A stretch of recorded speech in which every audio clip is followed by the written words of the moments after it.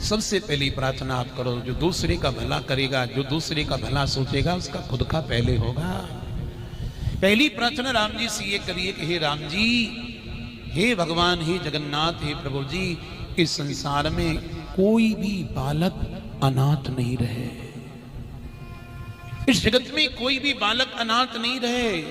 तू जगन्नाथ है, तेरी धरती पर कोई अनाथ क्यों? कहने का मतलब इस संसार में हर बालक की मां होनी चाहिए, हर बच्चे की मां होनी चाहिए।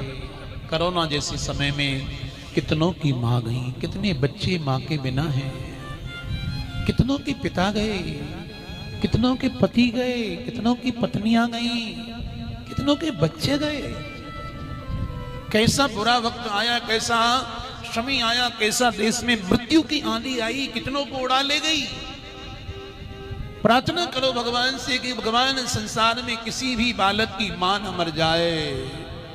जिस बच्चे की मां चली जाती है, मां के बिना उसका बचपन कैसे बीतेगा? कहीं मेला लगेगा मऊ में, कौन दिखाने ले जाएगा? उसकी भी इच्छा होगी खिलौना लेने की, कौन दिलाएगा?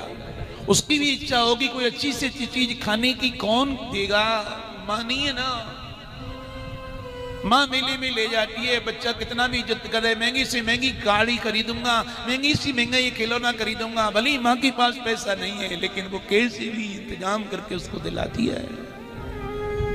उसे सर्दी लगेगी, कौन उसे कंबल ओढ़ाएगा? उसे गर्मी लगेगी, कौन उसकी हवा करेगा? उसे भूख लगेगी, कौन उसे भोजन कराएगा? कोई रोग होगा तो कौन दवा देगा? कौन हृदय से लगाएगा? कौन उसके लिए लोरी गाएगा? कौन उसके लिए परमात्मा से प्रार्थना करेगा? हर बच्चे की बचपन में मां जरूरी है।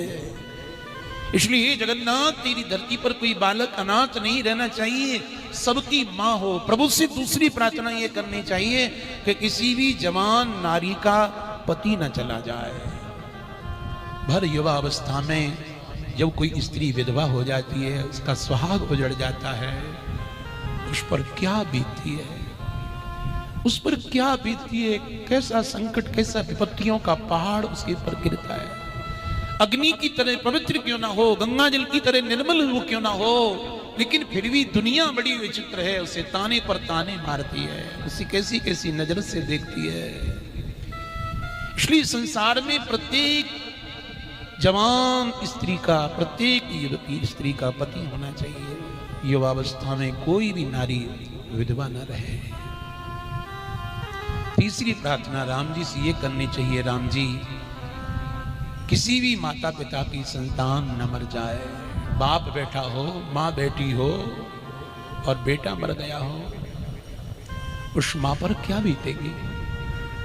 उसे कौन सा उत्सव अच्छा लगेगा, कौन सा मेला बढ़िया लगेगा, उसे कौन सी मिठाई अच्छी लगेगी? वो जब भी कुछ अच्छा खाने को बैठेगी, अपना बेटा याद आएगा उसे। जब भी कहीं घूमने फिरने जाएगी तो उसकी बेटी की याद आएगी, वो ऐसा था, वो ऐसा बोलता था, उसको ये चीज पसंद थी। संसार में प्रत्येक माता पिता की संतान रहनी चाहिए। बाबा बैठा हो, दादी बैठी हो, बाप बैठा हो, माँ हो, उनके छोटे छोटे बच्चे संसार से चले गए, जगत से चले गए। इसलिए राम, हमारी ये 3 प्रार्थना है आपसे, संसार में ऐसा वक्त किसी को न देना, ऐसा समय किसी को न देना। जगती ही महाराज